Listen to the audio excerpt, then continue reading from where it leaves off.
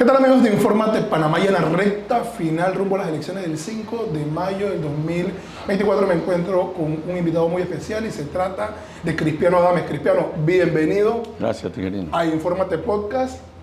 ¿Por dónde empezamos? Empezamos por tus inicios. Ya hemos hablado bastante de tus inicios, pero en un podcast no lo habíamos hecho antes.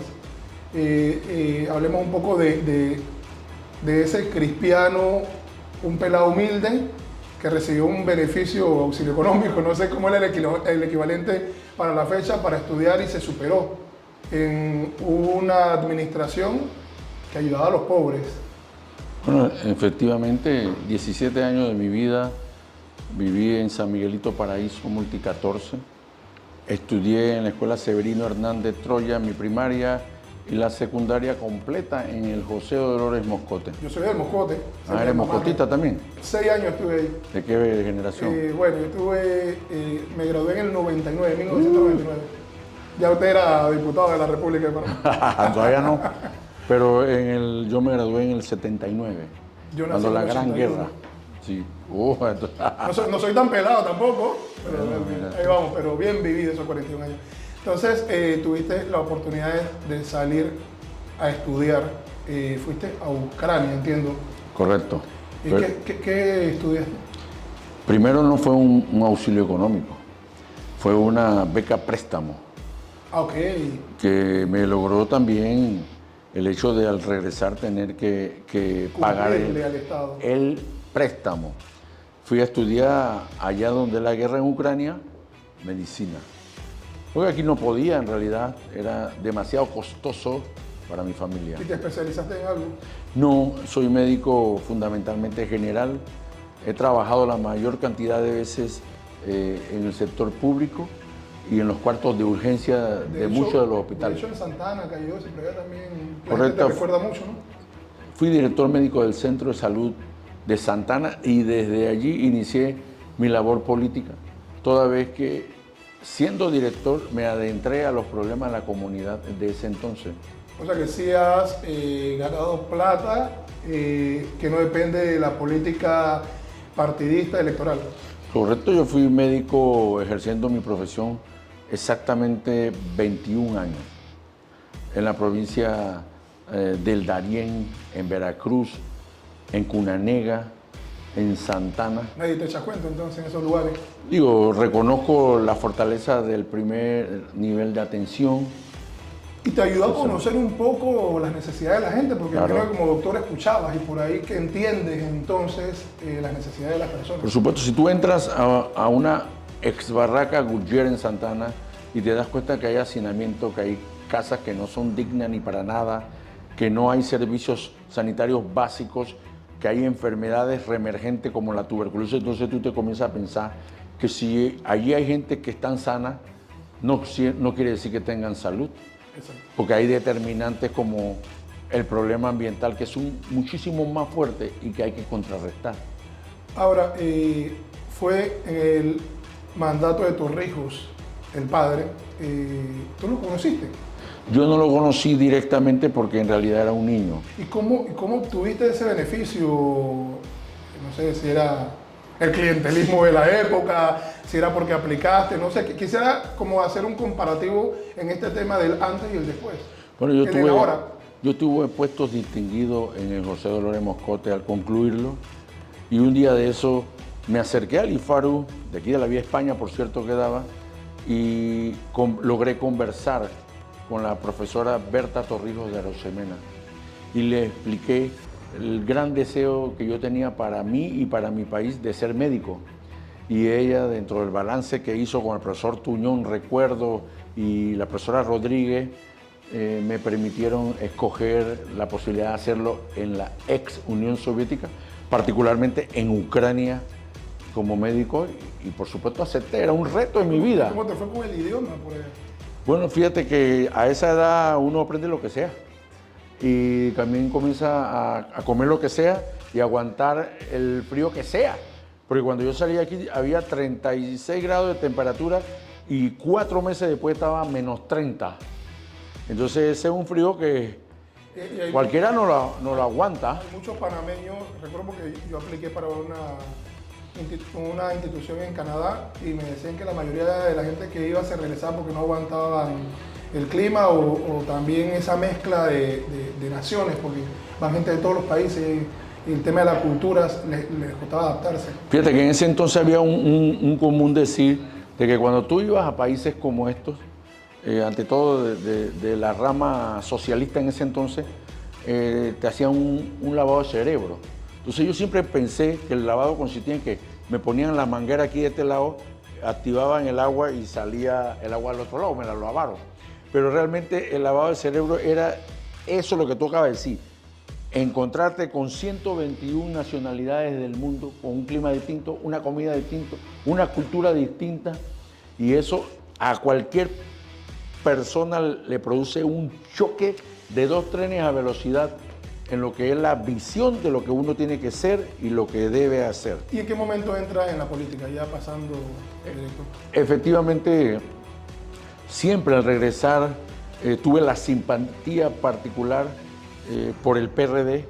Estando de interno en Darién, recuerdo haber sido asignado en responsabilidad del centro educativo de ese entonces en favor del diputado Edilberto Culiolis Carrión, que en paz descanse. Y posteriormente, al ser trasladado de Darién a Panamá por un hecho circunstancial de la caída de una avioneta en donde venía de allá para acá, en Santana inicié mis primeros pasos políticos en atención. ¿En qué año te inscribiste en el PRD? Yo me inscribí inmediatamente, regresé al país, porque yo regresé a finales de los años 80, en el 89, prácticamente en ese proceso de encuentro que hubo en la sociedad contra el proyecto militar. Ok, y entonces ya en la parte de participar en una elección, cuando Bueno, inicié para participar lo que es el puesto de responsabilidad interno, que se llama delegado, y allí logré una particular expresión en número de delegados, y ahí comencé a experimentar lo que realmente podía ser la política.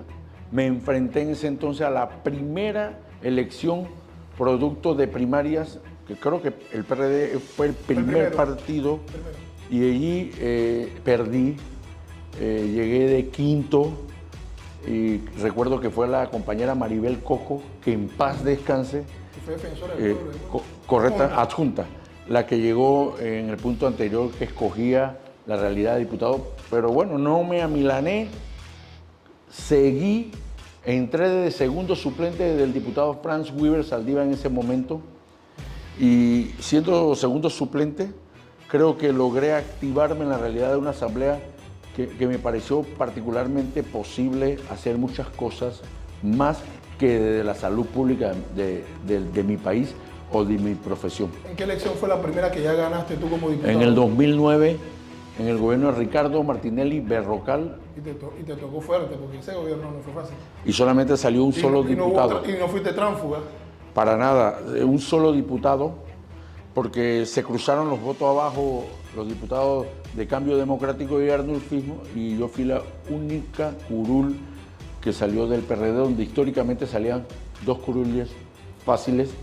No estuvimos en el transfugismo, observamos el transfugismo de primera línea de compañeros que eran nuestros. No todo el mundo lo cambiaron por plata. Bueno, es que hay cosas que no... Hay historias no contadas que algún día se sabrán. Hay cosas que son inalterables y pareciera que pertenecen a un libro de la historia de Netflix, pero son los principios que yo reconozco que tienen muchos panameños y a veces lo hacen pasivo y otros lo hacen más activo. Yo me mantuve. En la elección del 2014, ganaste por más votos que la del 2009. ¿Cómo fue el asunto? En la elección del 2014 fue una elección bastante tranquila. Recuerdo que competimos contra el entonces representante de Betania, Iván Picota, y yo me parece que fue absolutamente sosegada. ¿Cómo te fue en la administración de Juan Carlos Varela? Porque ahí hubo un concubinato los 2 primeros años que es público, o sea, no es desconocido, de lo que le llaman en política luna de miel. Estuvieron ahí, pero después ya la cosa fue con forcejeo. ¿Cómo te fue con la administración siendo el presidente? Bueno, más que concubinato fue un pacto. Pacto de gobernabilidad, así le llamaban. Correcto, porque a veces concubinato lo hace junto en una habitación, pero el pacto lo puede hacer afuera de la habitación. y fueron por propósitos fundamentales de gobernanza, Sí, porque el todo país entraba de una fase difícil del gobierno de Ricardo Martinelli, donde hubo muchísima represión también y muchas consideraciones absolutamente verticales, y supuestamente entrábamos al sosiego y a la paz de Juan Carlos Varela, que resultó realmente ser un lobo disfrazado de oveja. Lo has dicho. Bueno, sus propios socios no se ha hablado lo de reconocen. Bueno, y después entonces en las elecciones del 2019, más fácil, más difícil. Más difíciles, porque entraron en la contienda gente joven, una dama como Carla García, actual gobernadora, aparte de una mujer bella, era una sangre nueva y un oxígeno mucho más allá del 95%. Y entraba una figura supuestamente con algunos galeones en la rama deportiva, que era el señor Héctor Brand, y bueno, estábamos con un hasta no a la reelección, uno medio joven, porque no es joven, y otra joven contra un viejo. Entonces era una mancuerna 1-3 y yo era el 2. Para los que después vamos a explicarles el día antes de las elecciones lo que es el cociente, medio cociente y residuo para que entiendan, porque no necesariamente el residuo es el menos votado. Pues la gente te dice residuo, pero no sabe en realidad cuántos votos tú obtuviste, que obtuviste muchísimo más que gente que hoy no tiene el título residuo. Correctamente, el residuo es como un producto terminal, pero debería ser cambiado el nombre por el más votado después de que se asignen las curules. ¿Qué nombre le en pondría? consciente. Yo creo que residuo es hasta ofensivo, es denigrante. Es Sí, despectivo es la palabra. correcto, porque el residuo la gente dice, bueno, es basura, tóxico. Yo le pondría el más votado. Porque en realidad sí lo es. Después de que se asignan las curules por Claro. el medio cociente que el mismo sistema plantea, entonces el residuo es el que más votos recibió después de esto. Por supuesto, nosotros recibimos en el PRD que diga alrededor de 19.980 votos. El compañero independiente sacó 14.000. El compañero del CD, que era ciego, sacó creo que 15.000 votos. Y nosotros sacamos 19, más el agregado del Molina, porque éramos alianza, y quedé en 20.000 y pico de votos, y resulta ser que el producto terminal suelo serio, según la percepción. Según la percepción. Y estamos hablando que los 12.000 votos plancha, más los 800 votos que Corina Cano sacó de gente que fue a ponerle un gancho a su cara, resulta que ese voto plancha del PRD, por ser la R del PRD, la benefició, y hoy Carla García no es diputada, sino Corina Cano. Bueno, no fueron 800, fueron 1.200. Pero Bueno, por los del Molirena, por la Molirena. plancha del Molirena. Bueno, Pero pues, yo digo, voto único de gente que fue a ponerle un gancho a su cara. Pero ese es el sistema, esas son las reglas. eran las reglas. Si la regla te dice, tú puedes entrar por esa puerta, tú entras, nadie te puede decir nada. El día que diga, no puedes entrar por esa puerta y tú entras, entonces estás violando una disposición. Ahora hablamos lo complicado que fue el 2019.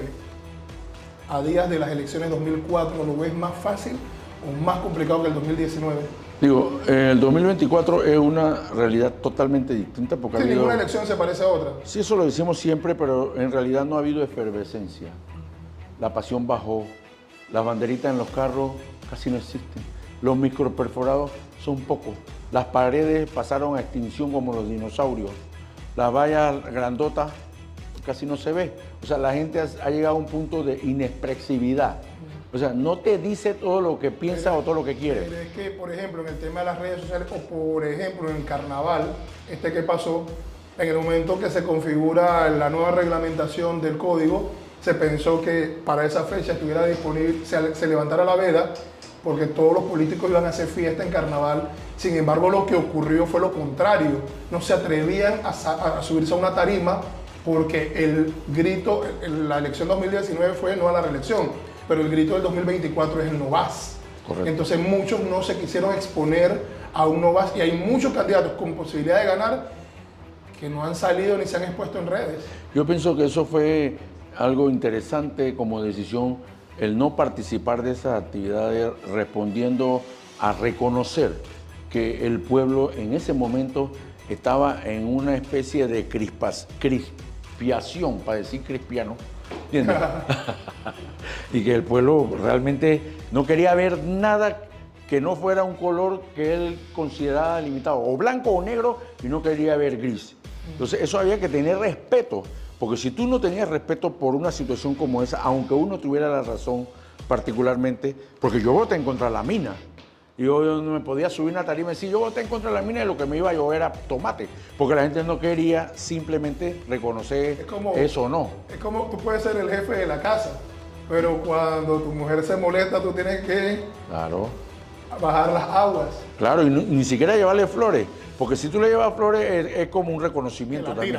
Te la tira y dice, eso no es. Así que Estás ese es como el reconociéndolo. equivalente a lo que ocurrió con el electorado. Había que esperar que las aguas Claro. bajaran. Y las aguas bajaron. Yo pienso que sí. Hay gente que todavía está cargando el peso de la mina y hay gente que logró zafarse fácilmente aun cuando pusieron el pecho por la mina. Bueno, dependiendo cómo lo hicieron, cómo votaron, cómo respetaron ese espacio, yo siento que sí bajó y que la gente comenzó a aterrizar la propuesta en base no a que tú eres de un partido o eres de otro o eres independiente, sino a la persona. ¿Quién es la persona? ¿Qué referencias tengo? ¿Qué ejecutorias tiene? ¿Qué rendición de cuentas tiene? Porque ya cuando tú llegas al filo de un abismo, tú no puedes coger simplemente tirarte al abismo o tirarte para atrás. Tú tienes que saber por qué tienes que tirarte para atrás. Ahora, y en otra línea de preguntas, Cristiano en este quinquenio fue 2 veces presidente de la Asamblea Correcto. Nacional de Diputados. Una asamblea, un órgano muy cuestionado, sin embargo, tú siendo presidente 2 veces saliste a una campaña presidencial y se notó el cariño de la gente. ¿Cómo se gana 2 años seguidos la presidencia de la Asamblea en un partido con una estructura tan completa y con gente tan pesada, en el sentido de que no son cualquiera, son gente que el matraqueón que debe haber ahí adentro para lograr cosas, me imagino que no es fácil? Bueno, fíjate que yo recuerdo que el Novas de hoy se parece al Novas de algunos momentos políticos cuando tú tenías una aspiración. Ejemplo, yo quiero ser el presidente de la Asamblea. Hace 20 años te aplicaban el Novas, pero el Novas venía de quien tuviese la fuerza de la mayoría de las bancadas. En esta vuelta yo creo que no se dio por una instrucción, se dio en forma de aprecio y de reconocimiento a una labor y a una solidaridad entre compañeros. Porque hubimos 2 candidatos, el compañero Ricardo Torres y mi persona, y la votación se dio, aunque yo no era la favorecencia del gobierno, debo destacarlo, 24-11, arriesgando muchas cosas, porque en un país presidencialista como este, y tú le dices al gobierno que vas a votar por alguien que especialmente no es que quiera, eso es un grado de valentía particular, que tuvo sus consecuencias en mi persona y en otros compañeros. En un momento hubo 2 grupos en el PRD, los denominados San Felipe y los denominados La Resistencia. ¿En qué esquina estuviste en ese momento? Bueno, la Resistencia fue un movimiento bonito, pero que es como una llamarada de capullo. Porque hubo Resistencia que te apoyó al principio y a mediados de campaña saltaron a San Felipe. Por eso es que si tú prendes un capullo, se prende rápido y desaparece rápido. Si tú prendes otro tipo de material, como que la llama queda un poquito más permanente que el capullo. Entonces yo pienso que el movimiento de la Resistencia tuvo su origen fidedigno en contradicciones y en desapreciaciones, pero después llegó a convertirse en un movimiento de sobrevivencia más que de resistencia. Sí. ¿Y qué hizo San Felipe para convencer ¿Aquí? a algunos de la Resistencia en su momento? Yo pienso que más que convencer fue simplemente llamarlos. Tuviste la lucha hasta el final, si iba a morir con las botas puestas. Bueno, algunos íbamos a morir con las botas puestas, otros nunca tenían botas. Ahora, 109.000 votos aproximadamente. Casi 110.000. Casi 110.000. Unos 200 votos, creo. Muchísimo más votos que muchos candidatos de partidos y movimientos. Te consolidó en un liderazgo a lo interno del partido, debo imaginarme. Sí, que a veces no lo reconozco en su dimensión y en su fuerza, pero también... Tiene un cargo dentro del partido muy importante. Yo soy el primer vicepresidente del Comité Ejecutivo Nacional del PRD, o sea, el tercero al mando después del secretario general y el presidente. Y creo que no solamente recibí muy buenas amistades a nivel nacional, sino que logré tocar, mejor tocar que ver 1000 veces, muchas de las realidades que puede ser que las reseñalemos en los libros o en la historia, pero no las veamos ni las sintamos. creo que sí. ¿El 8.3 se reconfiguró también para estas elecciones? ¿O viene con...?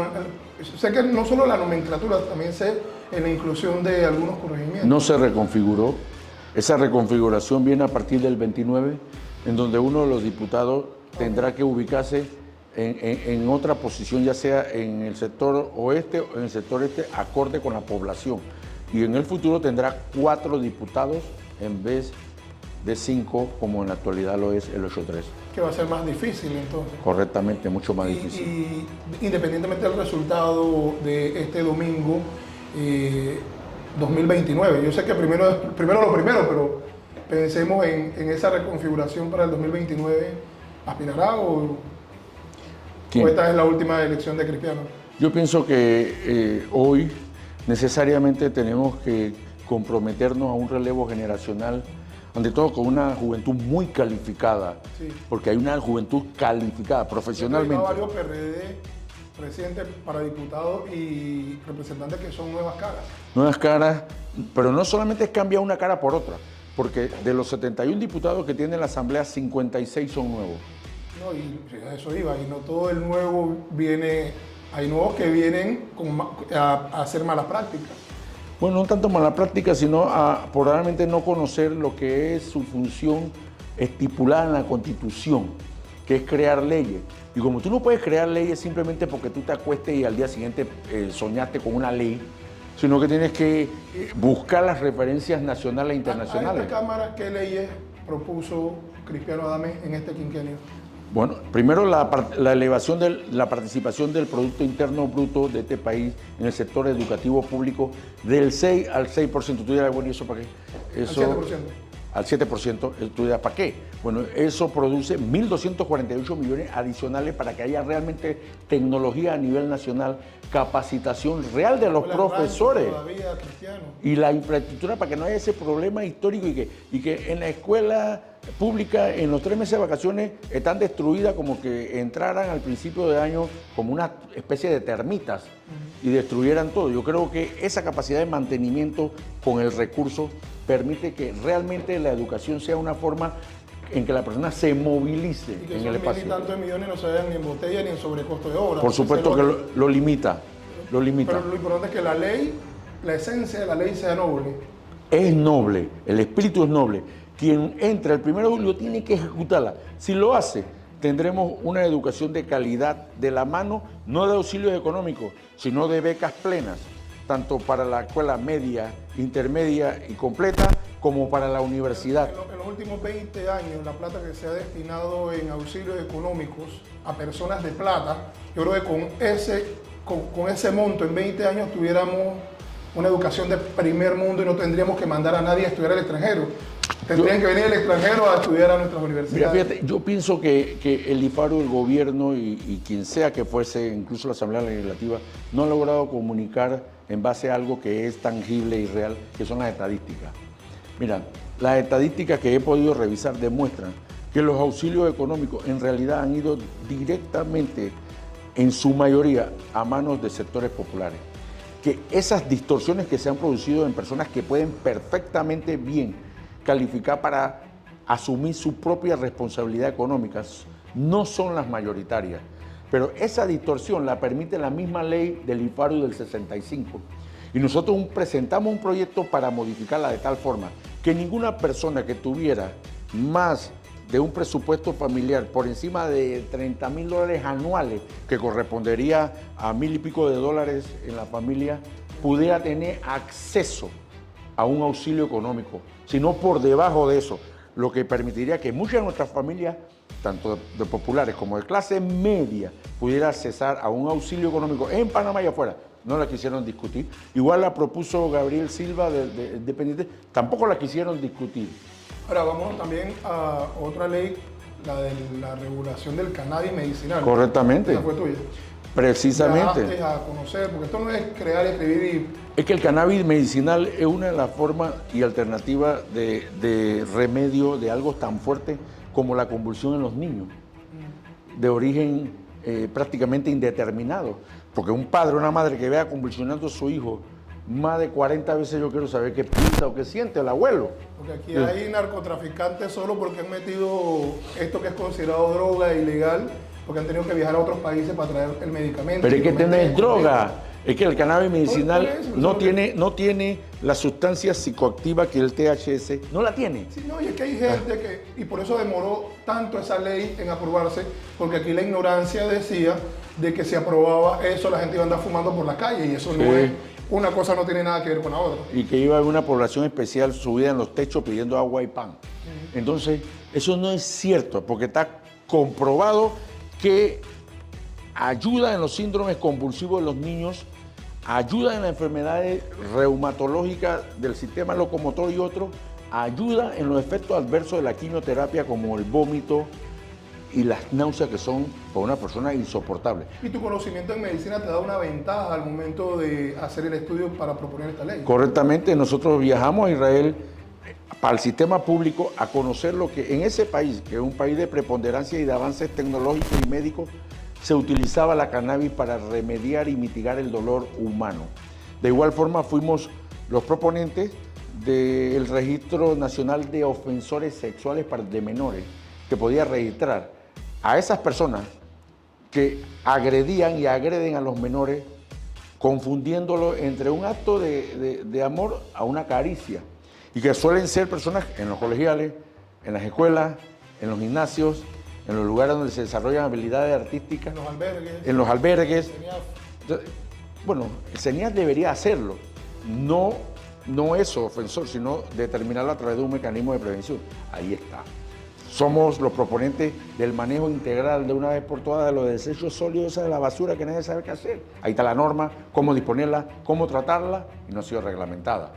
Somos el proponente. Pero es ley de la República. Es ley de la República. O sea, aquí lo que falta es voluntad de quien. Por eso te digo, tú haces la ley, pero si el gobierno que entra no tiene la voluntad de ejecutarla, entonces el problema ya no solamente de la Asamblea Legislativa. Son más de 40 proyectos aprobados. 116 proyectos presentados, de los cuales 42 son leyes de la República de Panamá. Y hoy, ¿hay algún diputado de los 71 que no haya presentado o que no tenga un proyecto de ley aprobado en estos 5 años, aunque sea uno? Sí. Sí hay. ¿Y hay alguien que no ha presentado un proyecto de ley o no se le ha aprobado en 5 años ningún proyecto de ley y está buscando la reelección? Sí. ¿Qué otro proyecto de ley? Es que es importante estos espacios para que la gente sepa que Cristiano no llegó ahí a pasear, iba a decir otra expresión, no llegó a pasear. Tenemos normas que hacen más severas las sanciones para un delito como se llama el feminicidio, que es la muerte de la mujer por alguien que dice que la quería y la amaba por solamente ser mujer. Ahí tenemos leyes que propician la protección de los adultos mayores y la creación de los hogares de día para ellos, tipos parvularios, pero no parvularios, sino tampoco asilos. Enfoque social y de salud fueron la mayoría de tus... La mayoría. Que hoy son ley. También tuvimos mucho que ver con la pensión vitalicia de los pacientes afectados por el dietilenglicol, las afectaciones que se produjeron casualmente en la ley Chorizo, por la afectación de las 82 personas que quedaron viendo por un ojo o totalmente ciega habiendo nacido. De Ricardo Martinelli cuando José Raúl Mulino era el ministro de Seguridad. Bueno, sí, casualmente, ¿no? Cuando el helicóptero llegaba, la gente salía huyendo. Hacer un llamado a que la población nacional salga a votar de manera efectiva y masiva, de tal forma que realmente su consideración y apreciación sobre lo que debe tener un país próspero, de muchas riquezas y de muchas fortalezas, tanto democráticas como geográficas y técnicas, pueda tener un presidente o una presidente que realmente sienta el valor de este noble pueblo. Y en el caso del circuito 83, que pueda dispensarnos su apoyo en la casilla 2 del PRD, no solamente por la oportunidad de que me brinda la experiencia hoy, sino por la rendición de cuentas que hoy se ha señalado aquí. 116 proyectos, 42 leyes de la República y adicional lo que me ha permitido mi familia, Dios y el equipo, que es entender que la solidaridad es parte, no solamente de un componente de médico, sino de la razón por la cual la humanidad aún existe. Así que las personas que nos conocen, a los que no nos conozcan, que puedan hacer referencia a través de otras, de que Cristiano Adames vuelve a la Asamblea exactamente para producir las leyes que desarrollen políticas públicas de bienestar social. Ahora, cuando dices que también puede ser una mujer la presidenta de Panamá, ¿a quién tú le das más chance? ¿A Zulay o a Maribel? Bueno, digo que es la mujer porque si en el grupo hay damas y caballeros, debo decir para los dos, ¿no? Al final, si no, sería como estigmatizando a uno de los dos. Entonces, como hay damas, y está Maribel Gordón y Zulay Rodríguez, debo apreciar que, imagínate si el pueblo quisiese que fuera una de las dos, ejemplo, entonces se sentirían como, bueno, Adames nos quiso señalar a la dama y a los caballeros y somos así. Y estamos en un momento en que cualquier cosa puede pasar. Bueno, digo, como lo que ocurrió recientemente con Martín y Melitón en shock, todavía la gente no ha terminado de procesar. Bueno, pues, por eso dice que muchas cosas en la política, más que sorpresas, hay sorprendidos. Yo pregunté a alguien de la Asamblea, ¿qué pasa en estos días? Si ya se cerraron las sesiones y si ya fueron clausuradas, pero es el Pleno que no reúne, si no lo convocan a extraordinarias. Los funcionarios de comisiones siguen trabajando si las convocan. Usualmente las convocan menos cuando arranca el receso, pero legalmente están activas. Por lo menos los proyectos que presentaron los ministros ayer, las comisiones podrían convocar para discutirlas en primer debate. La historia demuestra que después de las elecciones los diputados que no salen casi no quieren ni ir a la Asamblea y los que salen se la toman con calma porque saben que habrá otro periodo para discutir, así que son muy atípicos estos meses, es lo que me cuenta una fuente a lo interno de la Asamblea. ¿Es así? Es así porque esa responsabilidad va directamente proporcional a tu formación y no a tu estado de ánimo. Si depende del estado de ánimo de muchos, es muy probable que no haya quórum.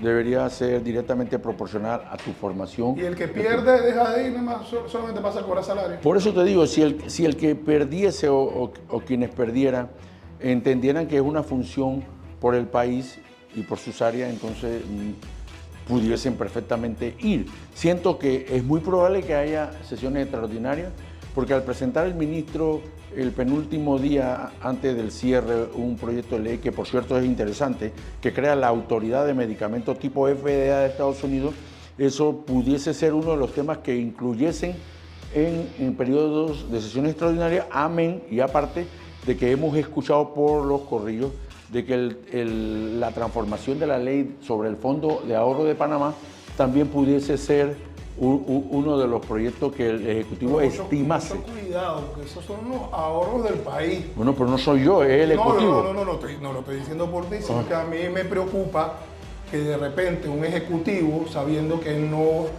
se religió, entonces empiece a llamar a extraordinaria a poner lo que era, que después nos van a dejar embaucados. Bueno, eso también va a depender del estado de ánimo de ellos, ¿no?